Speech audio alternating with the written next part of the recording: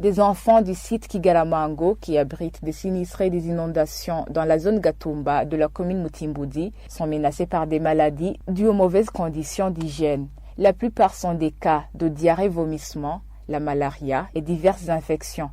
Au centre médical Hippocrate d'Okadjaga, où la plupart des sinistrés se font soigner, la majorité des patients hospitalisés sont des enfants qui souffrent des maladies dues au manque d'hygiène. La directrice de ce centre, Béatrice Kamikadi, affirme que depuis les inondations d'Ogatumba, plus de 750 consultations sont enregistrées par mois. Normalement, depuis l'inondation, on a connu des consultations qui ont augmenté d'une façon énorme. C'est-à-dire on avait avant entre 500 et 550 consultations par mois. Maintenant, on arrive à plus de 750 consultations par mois. Et aussi au niveau des médicaments ou des réactifs qu'on utilise, on a vu qu'il y a une augmentation énorme par rapport à ce qu'on utilisait avant.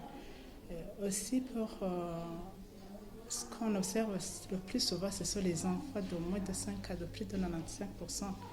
Et les consultations qu'on observe le plus souvent, ce sont les diarrhées, ce sont les pathologies qu'on observe donc gastroentérite aiguë non fébrile, qu'on dit le plus souvent, c'est-à-dire diarrhée et vomissement.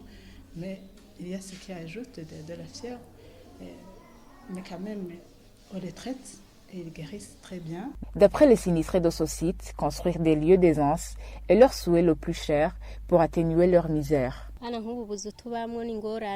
Vous voyez déjà que nos petites tentes sont serrées l'une après l'autre. C'est vraiment un problème.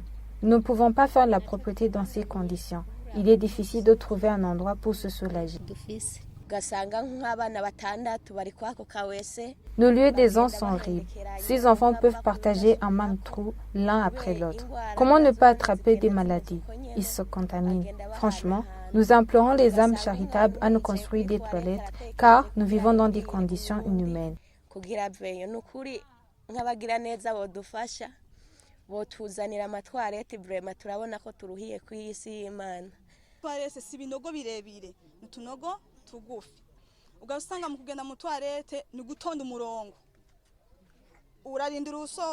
Les toilettes qui sont sur place sont des trous à quelques mètres de longueur. Pour y aller, on fait la queue.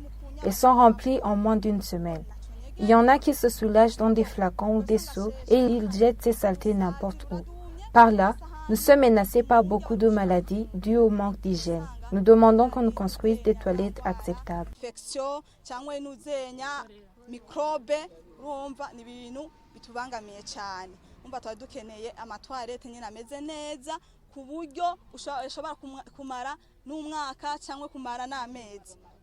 Signalons que le site d'Okigaramango abrite plus de 5000 sinistrés victimes des inondations d'Ogatumba dues aux crues de la rivière Lusidi.